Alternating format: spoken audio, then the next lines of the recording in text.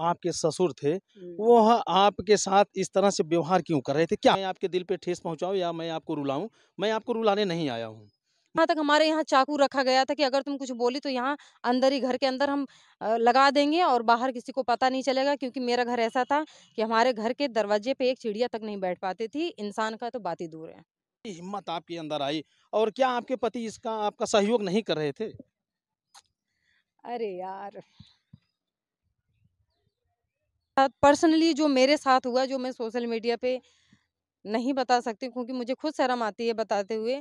मैंने वो चीज़ अपने मम्मी से बताया, मेरी मम्मी रो पड़ी। बोली कि तू इतना सब कुछ झेल रही थी और मुझे बताया तक नहीं। हाँ, आपके अंदर और इस तरह से उनके मन में ख्याल आ गया। अब मेरा ससुर हमको पसंद करते हैं और ये वो फलाना ढिमकाना, हमको बच्चा चाहिए, मेन मुद्दा था उनको बच्चे का। तो बोला हाला पापा मेरे फ़ोन किए, फ़ोन छोड़ के भाग गया। उसको पता चला कि उसको लगा होगा कि ये अपने पापा से ही बता दी, क्योंकि मेरे पापा बहुत ही खूंखार थे, वो काट के फेंक देते, भले ही जेल में जाते। ये ज़िम्मेदार दोनों हैं, बाप-बेटे दोनों ही हैं, क्योंकि इन दोनों ने मेरी ज़िंदगी की तहस-नहस कर दी। ये हैवान थे, हैवान, कहते नहीं है हैवान, हैवान तो थोड़ी बहुत पता नहीं रहम खाएँगे, ये लोग तो उससे भी गए गुज़रे हैं। मुझे पाते तो कच्चा चबा जाते, वो पाए नहीं। वहाँ जब मैं शादी नहीं करूँगी चलेगा, पर इन लोगों को जब तक मैं अपने पाँव के नीचे नहीं गिरा दूँगी, नाक नहीं रगड़वा दूँगी, तब तक ये आरती शांत नहीं बैठेगी। अब वो आरती नहीं है जो चुपचाप तुम लोग चिल्लाओगे, डाँटोगे, गाली दोगे, मारोगे, वो चुपचाप जो नीचे मुंडी करके सुनती थी ना, अब वो आरती नहीं है। मेरे ससुर एक बार कहीं बोले थे, प्यार करता था, आरती को बुरा लग गया। तो नमस्कार दोस्तों, पूर्वांचल युग जौनपुर में आप सभी का बहुत बहुत स्वागत है। दोस्तों, आज मेरी उपस्थिति जनपद जौनपुर के एक गांव में है। अगर बात करें तो आज के ज़माने में मशहूर ब्लॉगर कॉमेडियन आरती जौनपुरिया जी हैं। हाल के दिनों में, बीते दिनों में इनकी ऐसी ऐसी वीडियो आई और लोगों ने देखा और बेतहाशा कमेंट भी किया। आज मैं आरती के पास आया हूं और वो सारी चीज़ें मैं जानने का प्रयास करता हूं, आखिर उस घटना का जिक्र इन्होंने क्यों किया था, क्या कारण था, क्या वजह रही है। आरती जी, हमारे चैनल में आपका बहुत बहुत स्वागत है।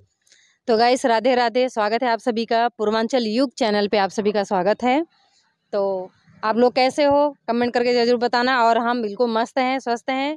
तो पूछिए क्या पूछना है। आरती जी, जब आप घर रह रही थी तो किसी टीम में आप काम नहीं कर रही थी और उस दौरान आप अपने यूट्यूब चैनल पर वीडियो बना के डालती थी कि मेरे परिवार में मेरे ससुर जी मुझे प्रताड़ित करते थे, मेरे पति के बीच में ऐसा ऐसा विवाद रहता था। क्या वजह रही थी? अगर वजह हम आपको बताने लगे शायद तो ये 2-3 घंटे कम पड़ जाएंगे, क्योंकि वजह थोड़ी नहीं है, वजह बहुत है। और शायद ये पूरी कहानी मैं अपने मुंह से नहीं बता पाऊँ, क्योंकि मैं अपनी बीती हुई कहानी जब सोचती हूँ तो मुझे ऐसा लगता है कि वो चीज़ मेरे सामने फिर से हो रहा है। मैं वो बिल्कुल अभी देखो, मैं बताने की कोशिश, मैं खुद अभी से ही नर्वस हो रही हूँ, क्योंकि जो चीज़ मैं झेल के आई हूँ ना, वो भगवान ना करे किसी माँ, बहन, बेटी के साथ कभी ऐसा हो। और अगर मैं उस समय मेरे पापा हिम्मत नहीं दिखाए होते और हमको बोले नहीं होते कि वहाँ से तुम छोड़ के आओ, मेरा अगला कदम ये था जो मैं अभी बोलते नहीं कि अभी मैं सब किसी को बोली कि मरना सॉल्यूशन नहीं है और कुछ करना सॉल्यूशन नहीं है, उसको डट के सामना करो, वो सॉल्यूशन है।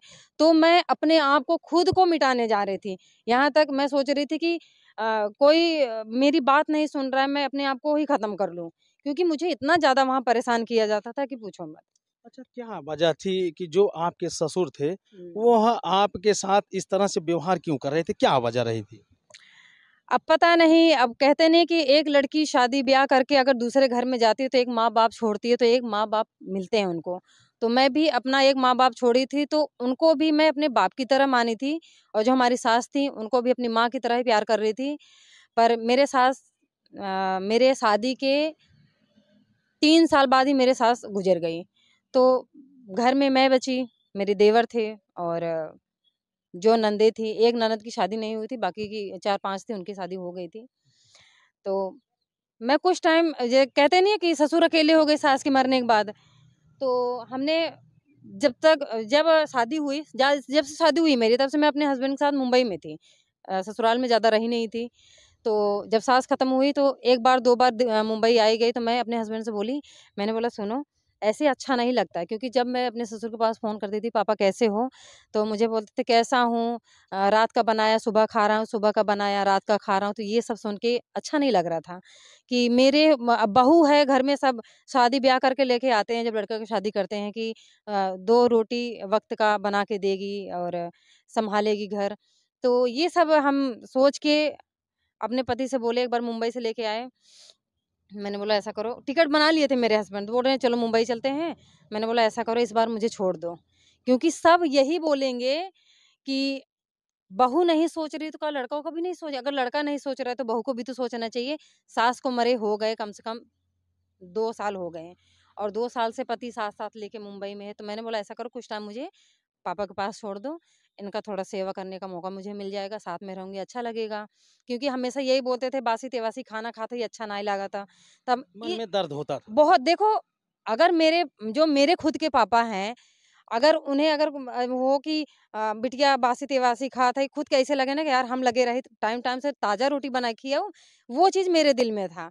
तो हम रुके, कुछ टाइम साथ में थे और जब रक्षाबंधन नज़दीक आया तो वहीं जब मेरे हस्बैंड मुझे छोड़ के चले गए, बोले नहीं जाओगी? मैंने बोला नहीं तुम चले जाओ, कुछ टाइम मुझे भी सेवा का मौका दो, साथ में रहूँगी अच्छा लगेगा। क्योंकि देवर भी दिल्ली चला गया, मेरे ससुर अकेले रह गए।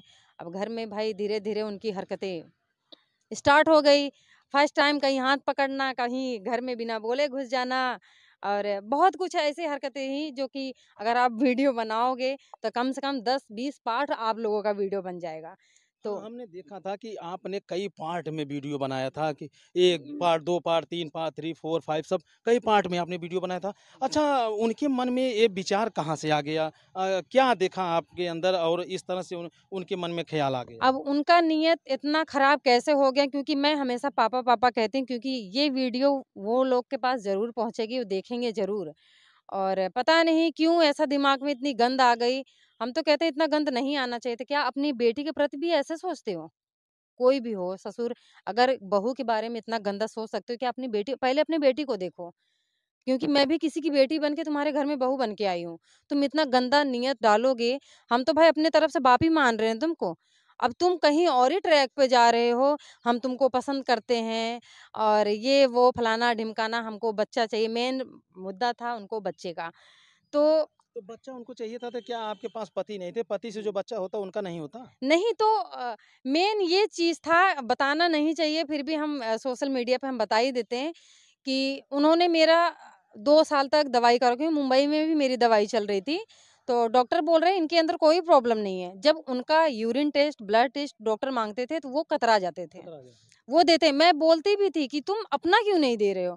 हमारा ही जाँच करवाए बिना कुछ हुए मुझे इतनी दवाई खानी पड़ती थी कि मैं परेशान हो जाती थी। बल्कि यहाँ भदोही से भी अपनी दवाई चली हुई है।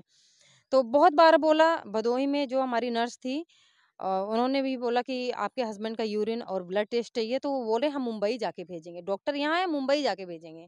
तो हम तभी समझ गए कि ये कतरा रहे हैं, किस चीज़ के लिए कतरा रहे हैं कि ऐसा कुछ ब्लड यूरिन दे देंगे, कुछ उनके अंदर कोई प्रॉब्लम होगी जो हमें पता चल जाएगा। तो वो दिए नहीं और अभी तक मुझे ये पता नहीं चल पाया है कि वो क्यों नहीं दिए।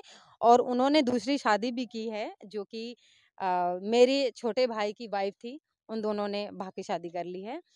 अभी तक 2-3 साल उनकी भी शादी हो गई, उनको भी बच्चा नहीं हुआ है अभी।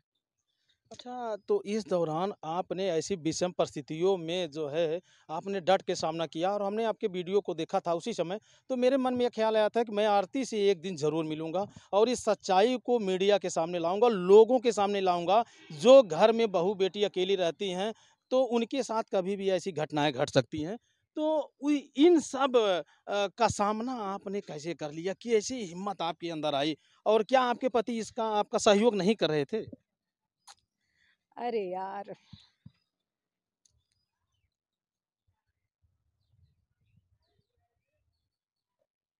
नर्वस मत होइए, मैं तो आज आपकी बात को रखने के लिए ही आया हूँ, आप रोइए नहीं। देखिए, मेरा ये मकसद नहीं है कि मैं आपके दिल पे ठेस पहुँचाऊँ या मैं आपको रुलाऊँ, मैं आपको रुलाने नहीं आया हूँ। मैं बस इतना जानने आया हूँ और लोगों को ये बताने आया हूँ कि कहीं अन्य लोगों के साथ आरती जौनपुरिया जैसा घटना ना हो। तो आपके पति का क्या योगदान रहा? आपके पति आपका सपोर्ट करते थे कि नहीं? बिल्कुल नहीं करते थे, क्योंकि जब मेरे ससुर फर्स्ट टाइम कहीं हाथ पकड़ना, घर में सोई रहती थी तो घुस जाते थे बिना बोले। हम कहते थे तुम ससुर हो, बाप हम भले बोलते थे पर तुम बाप कभी नहीं बन सकते। क्योंकि मैं घर में सोई रहती थी बिना बोले, मैं बेड पे उधर मुँह करके सोई हूँ, मेरे पीछे आके बैठ के यूँ ऐसे टच करना, मुझे बिल्कुल पसंद नहीं आता कि कौन बहू ऐसे पसंद करेगी। और मैंने अपने हस्बैंड को बताया, क्योंकि मैं खाना भी, क्योंकि हम दोनों ही घर में हैं, मैं उनको खाना देने जाती थी तो डर लगता था कहीं खाना देने जा रही हूँ तो मुझे पकड़ ना लें, मैं खाना यूँ फेंक के जाती थी। तो मेरे मम्मी से फ़ोन करके बोलते थे कि आरती मुझे दुश्मनों की तरह बर्ताव करती है। मैंने अपनी मम्मी से बता दी थी, मम्मी का यही कहना रहता था कि बिटिया जाए दे, अब हाँ बोलब घर खराब होए और छूटी छूटा होए, मम्मी ये सब चीज़ से बहुत माता डरती का थी। दिल आरती जी जी, बहुत बड़ा होता है। बिल्कुल। और हर चीज़ शेयर करती थी, मम्मी आज मुझे इस तरह से परेशान किया गया, मम्मी बोल रही जाए दे बिटिया जिन बोला, पर ये सब बात मेरे पापा के कान में कभी नहीं पहुँचा। एक दिन ऐसा था, बहुत ज़्यादा तंग करते थे, हस्बैंड की रही बात मैं उनसे बताती थी कि देखा तोहार पापा ऐसे-ऐसे हमारे संगे करथन, कहथन हम मान ही नहीं सके, तो हमके पूछा, जब पूछे अगर जैसे हमारे ससुर का हमारे सामने कभी फ़ोन पे बात नहीं की, जब भी अपने बेटवा से बात की हुई, हमारे घरे के सामने छोटकी नहर गई बा, वहाँ जाके फ़ोन में बतिया, हमके इतनी हिम्मत हो मेरे सामने बतिया ना, तू अपने बेटवा से का बतियात है, हमरे सामने बतिया, कितना सच झूठ बोलता है, हम बोलब ना। कभी-कभी बात ऐसे सुन लेते थे, ठीक है, अपने पापा से हम पूछेंगे, पता नहीं पूछते कि नहीं पूछते, जब हमारे सामने बात ही नहीं हो रही है, हम कैसे माने कि तुम पूछ रहे हो? फिर 1 बार 2 बार ऐसे बताया, रात को 1 बजे 2 बजे मेरे हस्बैंड मुझे फ़ोन करके गाली दे रहे हैं। अ, माँ-बहन को गाली दे रहे हैं, अरे तुम्हारी माँ को, बाप को बुला के मैं विदा, मैंने बोला तुम मत विदा करो मुझे, मैं खुद चली जाऊँगी, ऐसे नरक में कौन रहेगा? तो बोल रहे हाँ, मतलब वो भी अपने पिता के सपोर्ट में आ गए बिना सच्चाई जाने। हाँ, नहीं सच्चाई मैं सब कुछ बताती थी। हुँ। वो मुझे बोलते थे मैं यकीन नहीं करते थे। हाँ, नहीं यकीन नहीं करते थे। जब यकीन नहीं कर रहे हो तो मरो तुम भी अपने बाप के साथ, हम थोड़ी मरेंगे यहाँ पे। क्योंकि वो चीज़ मैं झेल रही हूँ, एक-एक सेकंड मैं कैसे काटती थी वो मेरा दिल जानता था। ऐसा लगता परछाई परछाई, बिल्ली चाहे जैसे जाती थी, मुझे ऐसा डर लगता कहीं वो आ ना जाए। परछाई से भी डर जाती थी, उठ के बैठ जाती थी मैं, कहीं परछाई से वो नहीं आ रहा मन वो। में भय बना था। बहुत ज़्यादा, मैं कह तो रही हूँ सुसाइड तक करने के लिए मैं कदम उठा ली थी कि भगवान की दया से उस दिन मेरे पापा का फ़ोन आया। पापा का फ़ोन किसी और चीज़ के लिए आया था कि बेटा अपने ससुर से बात कराओ। तो मैंने अपने ससुर से ये नहीं बोला कि पापा को पता है। मैं तो गुस्से में वैसे थी, फ़ोन लेके निकली, मैंने बोला, "हाला पापा मेरे फ़ोन किए हैं।" फ़ोन छोड़ के भाग गया। उसको पता चला कि उसको लगा होगा कि ये अपने पापा से ही बता दी, क्योंकि मेरे पापा बहुत ही खूंखार थे। वो काट के फेंक देते, भले ही जेल में जाते। तो फ़ोन छोड़ के भाग गए। मैंने बोला पापा नहीं बात करेंगे। बोले क्या हुआ? अब पापा बोले बिटिया ठीक हूँ। अब पापा जब इतना पूछे तो मैं तो कुछ बोल ही नहीं पाई। मैं बस सिर्फ़ रो रही हूँ। तो पापा बोले कि क्या हुआ, क्या हुआ? अब क्या हुआ मैं कुछ बोल पा रही हूँ तब, तो मैं बस सिर्फ़ रोई जा रही हूँ, रोई जा रही हूँ। 2-3 बार फ़ोन मैंने कट किया, करे जा रहे हैं, कट किया मैंने। मम्मी के पास फ़ोन किया, बोले आरती क्यों रोई? तो वो बहुत रो रही है, आरती ऐसे रोती नहीं है, जब तक उसके ऊपर तकलीफ़ नहीं पड़ती है तब तक वो रोती नहीं है। तब फिर जाके मम्मी बताई कि उसके ससुर उसके साथ ऐसे-ऐसे मतलब हरकत करते हैं। फिर मम्मी को भी 2-4 गाली पापा ने दिया। फिर हमारे बुआ के लड़के को भेजा कि जाओ आरती को लेके आओ। तब फिर वही भैया लेके आए, तभी से हम अपने मम्मी-पापा के साथ थे। अच्छा, इस दौरान जितना घटनाक्रम हुआ आरती जी, मेरा आखिरी सवाल है, हुँ। जितना घटनाक्रम हुआ इसका ज़िम्मेदार कौन है? इसके ज़िम्मेदार दोनों हैं, बाप-बेटे दोनों ही हैं, क्योंकि इन दोनों ने मेरी ज़िंदगी की तहस-नहस कर दी। अगर आपकी माँ या इतना आपका सपोर्ट नहीं करती तो आपकी ज़िंदगी कहाँ जाती? कहीं नहीं जाती, बस माँ-बाप के साथ ऐसे पड़े रहते और क्या करते। बहुत सारे माँ-बाप ऐसे होते हैं, कहते हैं कि बेटी के जब अपने घर से मैं विदा कर देता हूँ तो फिर अब मेरे घर नहीं आएगी। तो ऐसा ऐसे कुछ नहीं, क्योंकि सारी चीज़ें जो मेरे साथ पर्सनली जो मेरे साथ हुआ, जो मैं सोशल मीडिया पे नहीं बता सकती क्योंकि मुझे खुद शर्म आती है बताते हुए। मैंने वो चीज़ अपने मम्मी से बताया, मेरी मम्मी रो पड़ी। बोली कि तू इतना सब कुछ झेल रही थी और मुझे बताया तक नहीं। वो भी बेचारी दर्द के मारे सिर्फ़ छटपटा रही होंगी। कौन माँ इतना बर्दाश्त करेगी कि उसकी लड़की ऐसे हैवानों के बीच में पल रही है, रह रही है। कोई माँ-बाप ये नहीं सोचते हैं कि हम अपनी लड़की को ऐसे मतलब राक्षसों के बीच में करें। वो तो अच्छे घर दे के की थी, अब वो राक्षस अचानक में कैसे बन गया ये नहीं पता चला मुझे। अच्छा, आप उन बहनों के लिए क्या संदेश देंगी जो आज आपके ऊपर बीती है, उनको क्या संदेश देंगे कि उनके ऊपर ऐसी घटना ना घटे? मैं तो कहती हूँ अगर तुम्हारे साथ थोड़ा-सा भी दुर्व्यवहार हो रहा है, तो वो हिम्मत से काम लो, डट के सामना करो। ये मत सोचो कि हाँ, हमारी शादी है और हमारा घर टूट जाएगा। क्योंकि ये सब जो चीज़ हमने झेला ना, आप लोग मत झेलो। और बोलने हिम्मत करो बोलने की, ये नहीं कि हाँ शादी टूट जाएगा, घर वाले क्या सोचेंगे, क्या नहीं। हमारे यहाँ चाकू रखा गया था कि अगर तुम कुछ बोली तो यहाँ अंदर ही घर के अंदर हम लगा देंगे और बाहर किसी को पता नहीं चलेगा। क्योंकि मेरा घर ऐसा था कि हमारे घर के दरवाजे पे एक चिड़िया तक नहीं बैठ पाती थी, इंसान का तो बात ही दूर है। ऐसे लोग थे। ऐसे लोग थे, हैवान थे, हैवान। कहते नहीं है हैवान, हैवान तो थोड़ी बहुत पता नहीं रहम खाएँगे, ये लोग तो उससे भी गए गुज़रे हैं। मुझे पाते तो कच्चा चबा जाते, वो पाए नहीं। वहाँ जब मेरे बुआ के लड़के मुझे लेने के लिए गए, मेरा ससुर मुझे जाने ही नहीं दे रहा है। रास्ता ऐसे घेर खड़ा हो के नहीं जाने देंगे। हम कहे आज तुम रोक के दिखाओ, क्योंकि आज मेरे पापा को पता चल चुका है कि मेरे साथ यहाँ हो क्या रहा है। बस अपने पापा के बावजूद मैं वहाँ से छूट के आई हूँ, नहीं तो मैं यहाँ नहीं रहती। आप लोगों के बीच में ये आरती नहीं रहती, ना आरती जौनपुरिया होती, ना ये सब कहानी आप लोगों को पता चलता। अच्छा, इस समय उनकी तो शादी हो गई है। उनकी शादी हो गई है, भगवान करे वो खुश रहे, पर कभी खुश नहीं रहेंगे। और जो शादी वो करके गई हैं, मेरे छोटे भाई की वाइफ़ थी और उनको भी शर्म नहीं आई, वो नंदोई के साथ शादी कर ली हैं। कहीं पहले से सेटिंग वेटिंग तो नहीं थी? सेटिंग शादी जब 2017 में मेरे भाई की जब शादी हुई, तो मैं तो दिल्ली में थी, शादी के बाद कुछ टाइम के लिए चली गई। तो ये आना-जाना इनका ल लगा रहता था। जो लड़की की जो दादी हैं, वो हमको बताती थी कि आरती दामाद जी आए थे। तो मैंने बोला रिश्तेदारी बनी है, तो गए होंगे कोई काम से तो अपना घूम गए होंगे, घूम टहलेंगे। हाँ भाई, रिश्तेदारी हमारी है, तो हम देखो गलत नहीं है तो हम सामने वाले के लिए गलत नहीं सोचेंगे। अब हमको क्या पता है कि वो वहाँ अपनी सेटिंग बैठा रहे हैं। पहले से ही सेटिंग थी। मेरी बहन ने कई बार भी पकड़ा कि दी मुझसे बोली दीदी भाभी किसी से बात करती। मैंने बोला मायके में बात करती होगी, अब हम इतना थोड़ी माइंड लगाएँगे। कौन इन्वेस्टिगेशन करेगा? बिल्कुल, देखो हम गलत नहीं है तो सामने वाले के लिए हम गलत नहीं सोचेंगे। अब हमको क्या, जब हमारे साथ ऐसा घटना हुआ, पापा तो आए थे दिल्ली से गाँव, तो मैं दिल्ली में ही थी। तो पापा मुझे फ़ोन किए कि अचानक में कि आरती मेरे हस्बैंड ने उनका नाम लेके प्रदीप का, कि उन्होंने शादी कर ली। मैं सोची ऐसा हो ही नहीं सकता। मैं बिल्कुल शॉक्ड हो गई।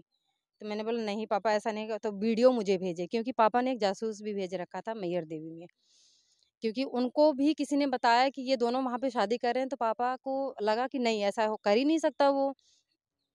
तो उन्होंने किसी को भेजा कि जाओ क्या ये बात सच है?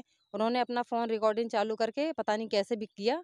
उन्होंने एक-एक रिकॉर्डिंग छोटा-छोटा क्लिप करके भेजना स्टार्ट किया। वो क्लिप मेरे पास आया। मैं तो देखी, मैं तो समझ ही नहीं पाई मैं बोलूँ तो क्या बोलूँ? फिर वहाँ से फटाफट दिल्ली से गाड़ी पकड़ी, अकेले दिल्ली से मेरी आई। ही भाभी मेरी सौतन बन गई। हाँ, मेरी ही भाभी मेरी सौतन बन गई और शर्म भी नहीं आई उसको ऐसे करते हुए। और मेरे हस्बैंड, कभी-कभी गुस्सा हो जाती थी अपने हस्बैंड से, तो मुझे मेरे हस्बैंड कहते थे, "तुम छोड़ के चली जाओगी ना, तुम दूसरी शादी कर लोगी पर मैं ज़िंदगी भर तुम्हारी याद में बैठा रहूँगा।" बेटा आज मैं कहाँ बैठी हूँ, आज तक मैंने शादी नहीं किया है। अच्छा, आप कब शादी कर रही हैं? अभी तो शादी नहीं करूँगी जब तक इन लोगों को धूल नहीं चटा दूँ। अच्छा, जी। एकदम कड़ा फैसला ले लिया आपने। मुझे मैं शादी नहीं करूँगी चलेगा, पर इन लोगों को जब तक मैं अपने पाँव के नीचे नहीं गिरा दूँगी, नाक नहीं रगड़वा दूँगी, तब तक ये आरती शांत नहीं बैठेगी। अब वो आरती नहीं है जो चुपचाप तुम लोग चिल्लाओगे, डाँटोगे, गाली दोगे, मारोगे, वो चुपचाप जो नीचे मुंडी करके सुनती थी ना, अब वो आरती नहीं है। जी, करोड़ों लोग का प्यार है, सपोर्ट है। अगर मैं कहीं भी गलत हूँ ना, तो जो बोलते हैं ना कि मेरे ससुर एक बार कहीं बोले थे कि मैं अपनी लड़की की तरह प्यार करता था, आरती को बुरा लग गया। तो मैं कभी मौका मिलेगा गाइस तो मैं आप लोगों के बीच में उसको बुलाने की कोशिश करूँगी और वो प्यार दोबारा करवाने की कोशिश करूँगी। आप लोग हमको बताना कि ये प्यार बहू के साथ करना जायज़ है या नाजायज़ है, ये सही है या गलत है? आप ज़रूर बताना, मुझे मौका कभी मिले उस कुत्ते को घसीट के ज़रूर लाऊँगी मैं। मैं ये वीडियो अपने इस चैनल पे डाल रहा हूँ, आपको कोई आपत्ति तो नहीं है? मुझे कोई आपत्ति नहीं है, क्योंकि मेरे चैनल पे भी मेरी वीडियो, मेरी सारी कहानी डली हुई है और मुझे कोई आपत्ति नहीं है, आप डाल सकते हैं। बहुत-बहुत धन्यवाद। दोस्तों, ये हैं आरती जौनपुरिया और जिगर भी रखती हैं, हौसला भी रखती हैं, लेकिन साथ में अगर बात जमाने की आए तो ये मंज़र भी बदल के रख देती हैं।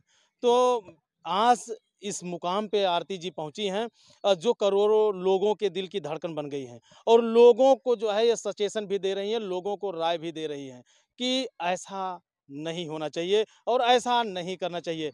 खास करके बात अगर मैं मित्रों करूं तो जिस घर में जवान बेटी हो उस घर को अकेले नहीं छोड़ना चाहिए। जिस घर में जवान बहू हो उस घर में भी अकेले नहीं छोड़ना चाहिए, क्योंकि ये ऐसी स्थितियां हैं, ऐसी परिस्थितियां हैं, कभी भी वातावरण को दूषित कर सकती हैं। बाकी ये वीडियो देखने के बाद, आरती जी की कहानी को सुनने के बाद आप अपनी राय कमेंट करके जरूर दीजिएगा। मिलते हैं किसी नेक्स्ट वीडियो में, तब तक के लिए जय हिंद।